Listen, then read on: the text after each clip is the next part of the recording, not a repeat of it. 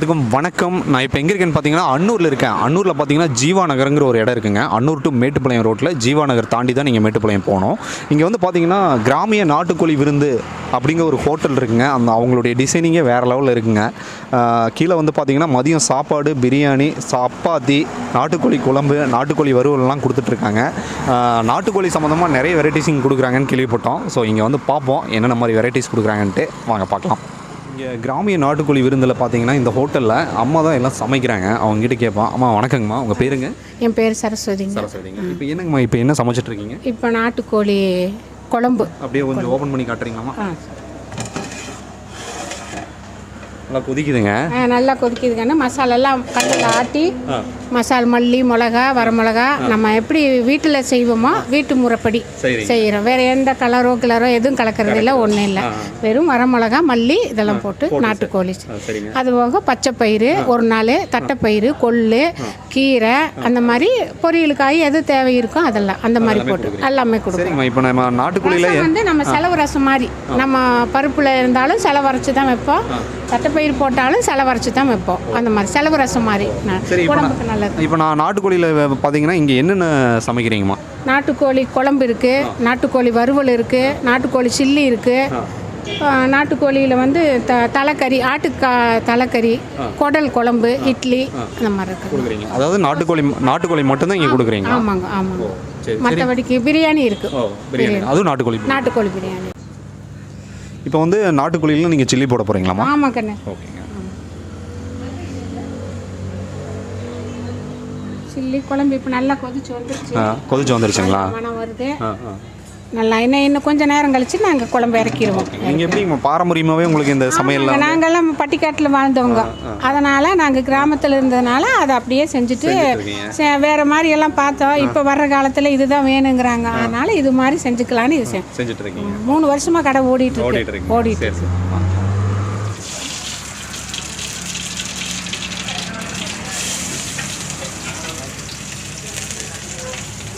இது முதல்ல ஏற்கனவே நல்லா தாளித்து வச்சுருக்குது கண்ணு. இது மறுபடியும் ஒருக்கா கேட்கும்போது கொஞ்சம் சூடாக சுக்கா மாற பண்ணி கொடுத்துரு.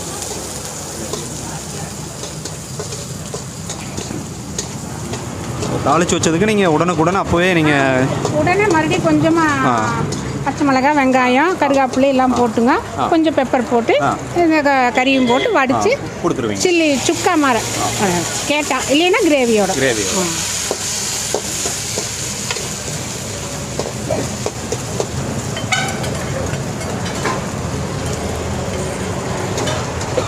இறக்கும்போது கொஞ்சம் பெப்பர் போட்டு இறக்கிடுவோம். ஏங்கண்ணே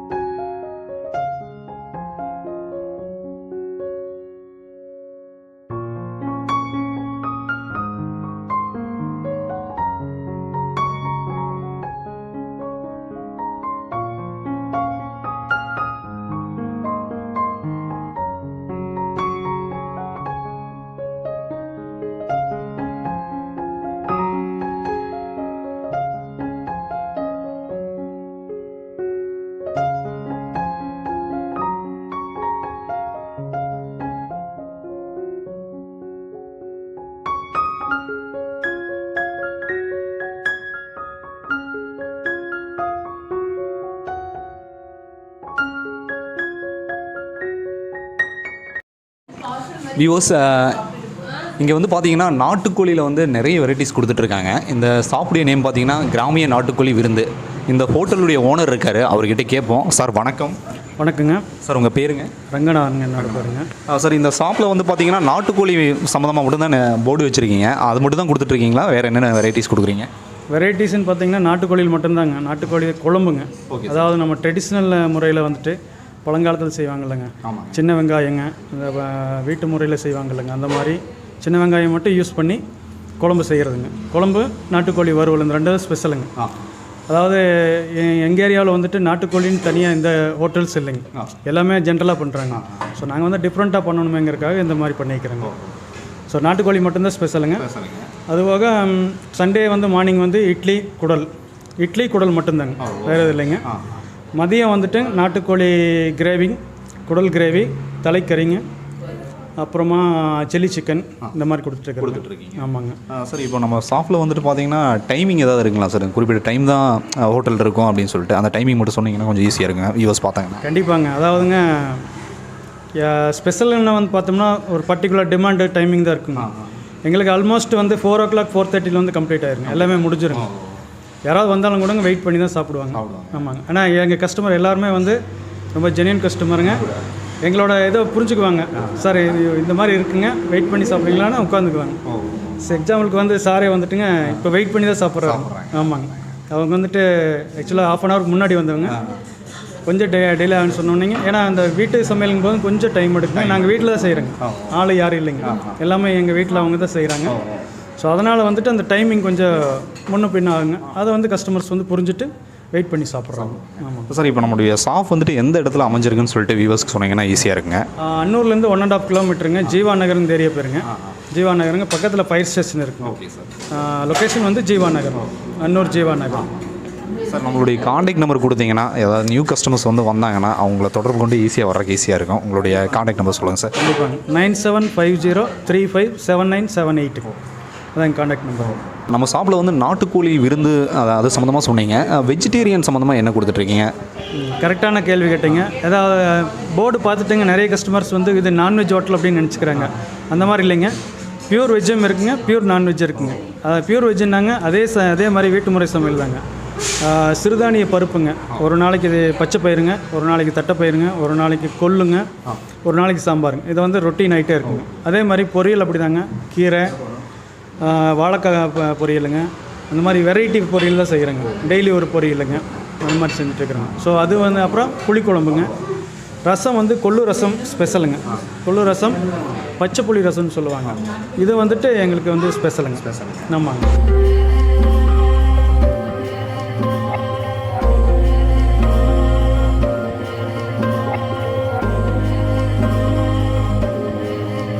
நியூவாக ஒரு கஸ்டமர்ஸ் சாப்பிட்ருக்காரு, அவர்கிட்ட கேட்போம். சார் வணக்கம் சார். வணக்கம் சார். உங்கள் நேம் சார்? என் சாரதி. சார் இந்த ஷாப்புக்கு நீங்கள் இதுதான் ஃபஸ்ட் டைம் வரீங்களா சார்? ஆமாம், ஜஸ்ட் ஊட்டிலேருந்து இப்போ தான் ஃபஸ்ட் டைம் வந்தேன். வரும்போது இந்த நியர்பையில் கேட்டேன் ஏதாவது நல்ல ஹோட்டல்ஸ் வேணும் அப்படின்னு. நம்மளை பார்த்தோன்னே எல்லாம் பெரிய ஹோட்டல்ஸ் அந்த மாதிரி சஜெக்ட் பண்ணாங்க. ஆனால் கொஞ்சம் ஃபுட்டு வந்து கொஞ்சம் நல்லா இருக்கும்ன்றக்காக கேட்டேன். ஏதாவது ஹோம்லியாக இருந்தால் இட்ஸ் ஃபைன்னு கேட்கும்போது ஜஸ்ட் இது மாதிரி சொன்னாங்க. அன்னூருக்கு போகிறதுக்கு முன்னாடியே வந்து ரைட் ஹேண்ட் சைடில் இருக்கும் அந்த ஹோட்டல் அப்படின்னாங்க.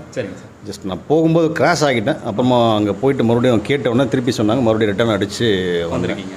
அந்த ஒரு 12 o'clock வந்தேன். எனக்கு ஃபுட்டு அந்த 12 o'clock எனக்கு அந்த டைமில் ரைஸ் மட்டும் ரெடியாக இல்லைனாங்க. சரி பிரியாணி இருக்குன்னாங்க, பிரியாணி டேஸ்ட் பண்ணேன், நல்லா இருந்தது. என்னோடய சன்னும் வந்து நல்லா இருந்துச்சுன்னா திருப்பி இன்னொன்று ஆர்டர் பண்ணேன், அதையும் முடித்தேன். ரைஸ் வந்தது, ரைஸ் ஆர்டர் பண்ணேன். சுக்கா வந்தது, சுக்கா நல்லா டேஸ்ட்டு, அகைன் ஒன்று ஆர்டர் பண்ணேன். சில்லி சிக்கன் ஆர்டர் பண்ணேன், அதுவும் நல்லா இருந்தது. இன்னொன்று அது மறுபடியும் ஆர்டர் பண்ணேன். ஒன்று இப்போ சாப்பிட்டுருக்கேன். அதுக்குள்ளேயே நீங்கள் கூப்பிட்டதுனால நான் அதை பேசிகிட்டு இருக்கேன். எப்படி சார் ஃபுட்டெல்லாம் பார்த்தீங்கன்னா ஹோம்மேடாக தான் இருக்குங்களா sir? Everything is fine. It's nice. Thank you sir. Thank you. பார்த்தீங்கன்னா நாட்டுக்கோழி சம்மந்தமாக நிறைய வெரைட்டிஸ் கொடுத்துருக்காரு, அவர்கிட்ட கேட்போம். சார் இது என்னென்ன வெரைட்டிஸ்ன்னு நீங்களே கொஞ்சம் சொல்லுங்கள் சார். சார் இது வந்து நாட்டுக்கோழி வறுவலுங்க, குடல் கிரேவிங்க, சில்லி சிக்கன், நாட்டுக்கோழி குழம்பு, கொள்ளு ரசம், மோருங்க, இது பச்சைப்பயிறு பருப்புங்க, பிரியாணிங்க, நாட்டுக்கோழி பிரியாணி. ஆமாங்க. ஆமாங்க.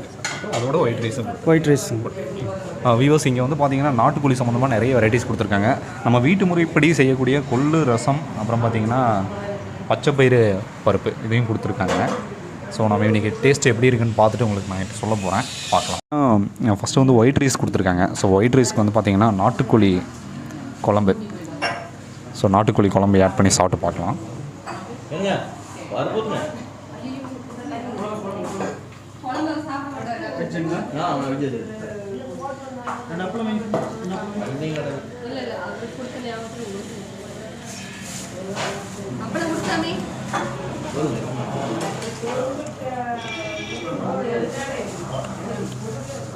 பார்த்தீங்கன்னா நாட்டுக்கோழி குழம்புக்கு வந்து பார்த்தீங்கன்னா ரைஸோடு ஆட் பண்ணி சாப்பிட்றதுக்கு நம்ம வீட்டில் வந்து கறி குழம்பு சாப்பிட்ற ஒரு ஃபீல் கிடைக்குது. உள்ளே வந்து பார்த்தீங்கன்னா ஹோம்மேட் மசாலா வந்து நிறைய ஆட் பண்ணியிருக்காங்க. சின்ன வெங்காயம்லாம் கட் பண்ணி உள்ளே ஆட் பண்ணியிருக்கிறது நல்லாவே தெரியுது. அந்த மசாலுடைய டேஸ்ட்டு வந்து சாப்பிடும் போதே. ஸோ நெக்ஸ்ட்டு பார்த்தீங்கன்னா பச்சைப்பயிறு பருப்பு கொடுத்துருக்காங்க. இதை நம்ம வீட்டில் நிறைய பேர் சாப்பிடுவீங்க. அது கொஞ்சம் டேஸ்ட் பண்ணி பார்க்கலாம்.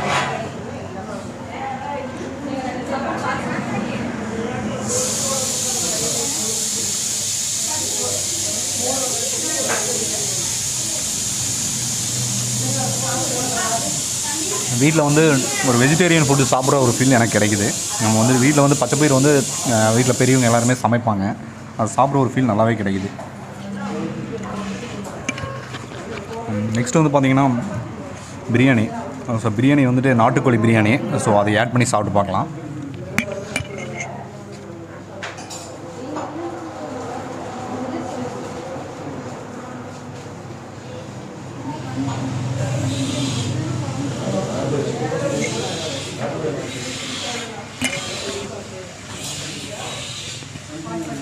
ரைஸில் வந்து நாட்டுக்கோழி ப்ரிப்பேர் பண்ணியிருக்காங்க.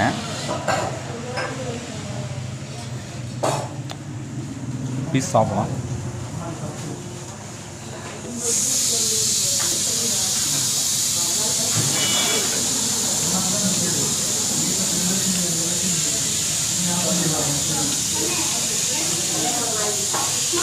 பீஸ் நல்லா பாயில் ஆயிருங்க. டேஸ்ட் அருமையாக இருக்குது.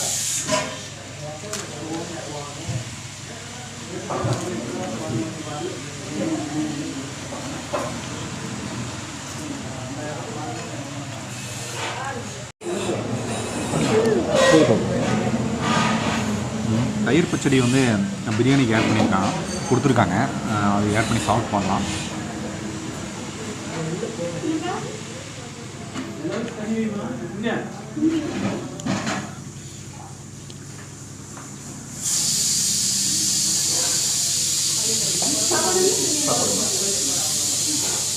சீரக சம்பா ரைஸ் வந்துட்டு பார்த்தீங்கன்னா நாட்டுக்கோழிக்கு நல்லா ஒரு மிக்சிங் நல்லா இருக்குங்க. டேஸ்ட் அருமையாக இருக்குது.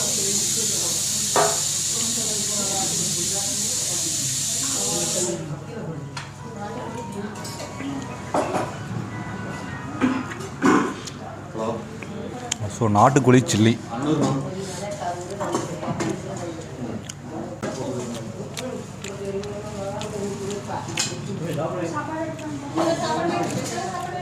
இவங்க வந்து பார்த்திங்கன்னா சில்லிக்கு வந்து அவங்களே வீட்டில் தயாரிக்கக்கூடிய அந்த ஒரு மசாலா வச்சு தான் பண்ணியிருக்காங்க. டேஸ்ட் அவ்வளோ டேஸ்ட்டாக இருக்குங்க.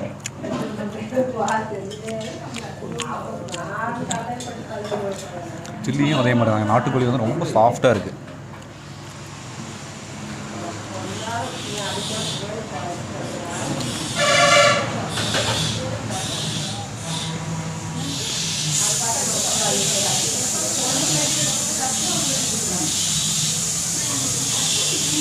நெக்ஸ்ட்டு நாட்டுக்கோழி ஒரு ஃப்ரை கொடுத்துருக்காங்க. அதை ஆட் பண்ணி சாப்பிட்டு பார்க்கலாம்.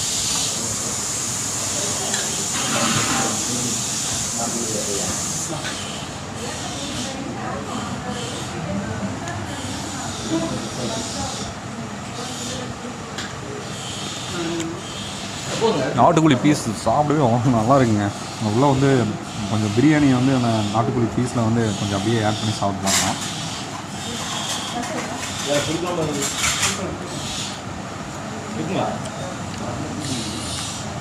வேறு லெவலில் இருக்குங்க. டேஸ்ட் வந்து வேறு லெவலில் இருக்குது. அந்த நாட்டுக்கோழியுடைய சுவை வந்து நல்லாவே இறங்கியிருக்கு அந்த குழம்புல.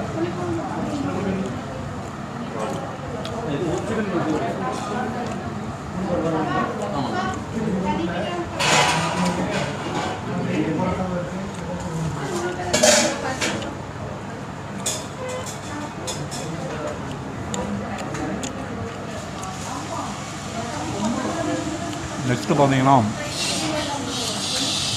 குடல் குழம்பு கொடுத்துருக்காங்க.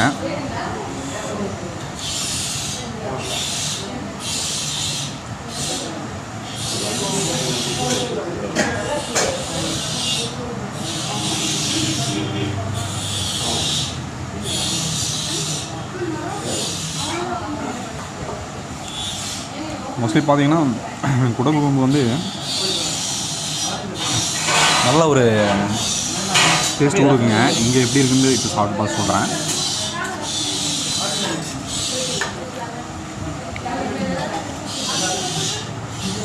குடல் குழம்பு வேறு லெவலில் இருக்குங்க. உள்ளே பார்த்தீங்கன்னா நல்லா குக்காக இருக்குது. அந்த ஒரு டேஸ்ட்டே பார்த்தீங்கன்னா நம்ம வீட்டில் கறி குழம்பு சாப்பிட்ற அந்த ஃபீல் தான் கிடைக்குது. நீங்கள் மேட்டுப்பாளையம் டு திருப்பூர் போகிறவங்களா இருந்தாலும் சரி, திருப்பூர் டு மேட்டுப்பாளையம் போகிறவங்களா இருந்தாலும் சரி, நீங்கள் இந்த ஜீவா நகர் நீங்கள் தாண்டி தான் போகணும். இங்கே வந்து பார்த்தீங்கன்னா நாட்டுக்கோழி விருந்து இந்த சாப்பிட்டு வந்தீங்கன்னா நீங்கள் இந்த வெரைட்டிஸ் எல்லாமே ரசித்து சாப்பிட்லாம். ரொம்ப அருமையாக இருக்குது.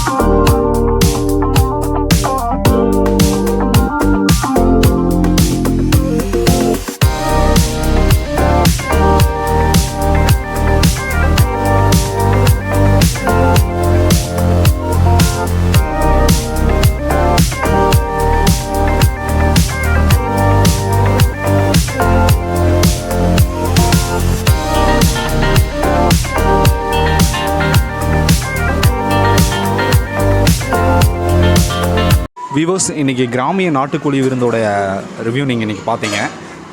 அடுத்த ரிவ்யூவில் நான் உங்களை சந்திக்கிறேன். நன்றி, வணக்கம்.